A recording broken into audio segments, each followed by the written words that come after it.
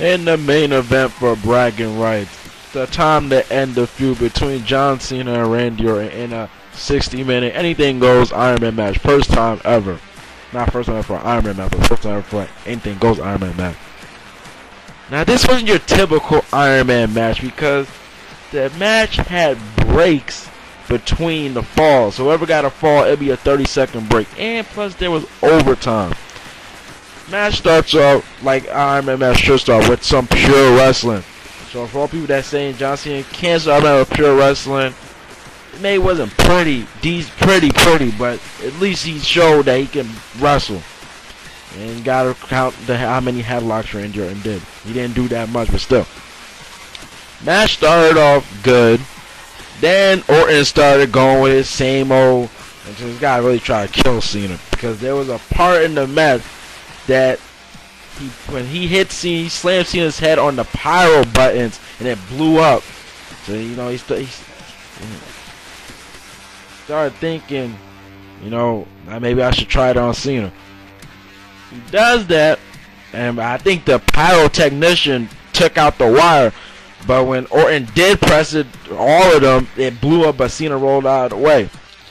Then it was pretty early for Legacy to come out. They came out pretty early, and Teddy got hit the Dream Streak, and Orton picked up a win, picked up a pinfall. We also seen Cena get thrown through the stage. That blew up. Cena, and surprisingly in this PG era WWE, we saw actual blood in it. Cena got cut open when he got hit by a TV monitor. So hinting that the real WWE is coming back. Then, like always, Cena takes a beating. But we seen a FU or attitude off the top rope. Cena gets a pinfall there. We also seen a double pin because when Cena hit the attitude adjustment, Orton hit the RKO at the same time. That's innovative. And then there was two double pins. No. We thought it was two double because if they showed a replay, but it looked like it was actually going on there. But then they were fighting in the crowd, and Cena actually threw Orton, threw him through the crowd barrier. It broke down. And then after adjustment, through the announcement table off the steel steps, 2 steel steps, and then Cena put Orton on the table, tried to go over his leg drop. If you watch this match before, you even can see Cena knew that this ain't gonna work. So when he leaped, Orton moved out of the way. Then the referee gets knocked down. Mike Hill gets knocked down. Orton hit by a shoulder block by Cena. Orton hits the RKO. Here comes Charles Robinson. Orton go for the pin. Cena kicks out, and then most time referees get pushed by a wrestler. It's not hard. But Randy Orton, when he pushed Trump, it looked like Trump had whiplash. That's how bad his neck went back. Then, to the last wire, Cena locks in the STF. I'm not just going to call it STF. Then at 4 seconds, Randy Orton taps out. So Cena wins the Iron Man match 5-4. And Cena is your new WWE champion. 7-time world champion. And now we're going to see a new person go against him because that's no more rematches for Orton. So, all in all, bragging rights, good ending, and a good pay-per-view. And they did right with the card. They went from lowest to highest. Not trying to disrespect any other matches, but they did because Hell in a Cell. I don't know what they was thinking with that booking the card.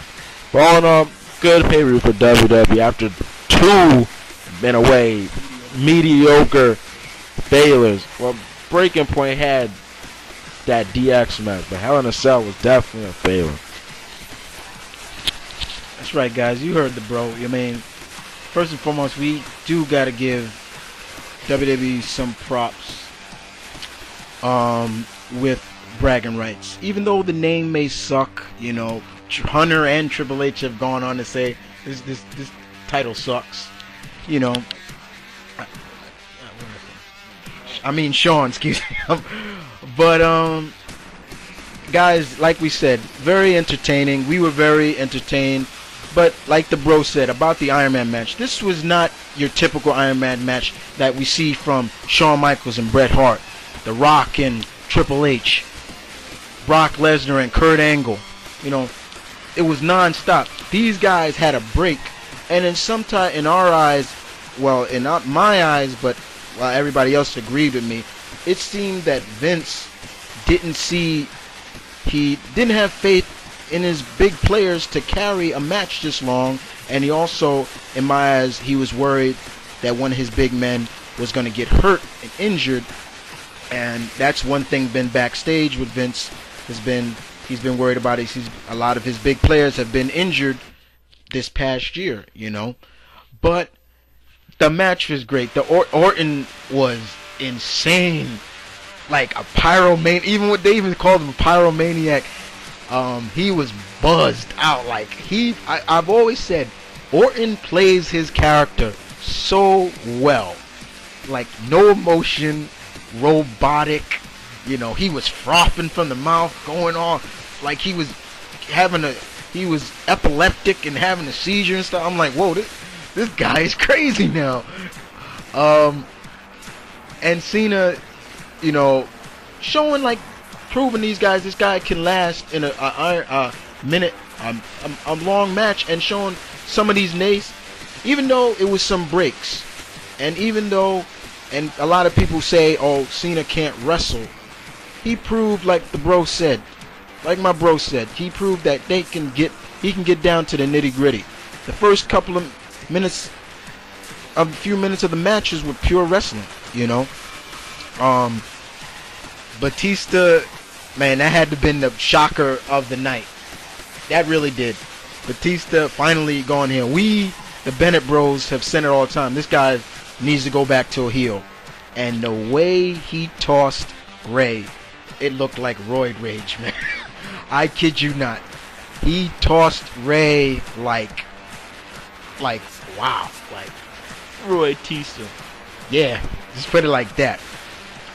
We were a little surprised with The Miz beating Morrison. But we knew if one of them won, the next team was going to have to win. And it was going to come down to the Team Raw versus Team SmackDown match. Yeah, you know, it was 2 out of 3 matches. But all in all, we also want to say, even though I know he probably not going to hear this, but JR, get well soon. You know, as always, we missed you there. It would have been lovely to have you call that Cena match, you know. But other than that, we definitely, the Bennett Bros, has to give bragging rights. What we gonna give it, bro? 8. Yeah, we gonna give it an 8. You know, this was the first time, even though it replaced a previous pay-per-view, and we were a little upset about that. But we gotta give this one credit, guys. This one was far better than the last 2. Breaking Point, excuse me, and Hell in a Cell. So anyway, this is Mount Vernon Kid, Oakland 93. the Bennett Bros saying, peace.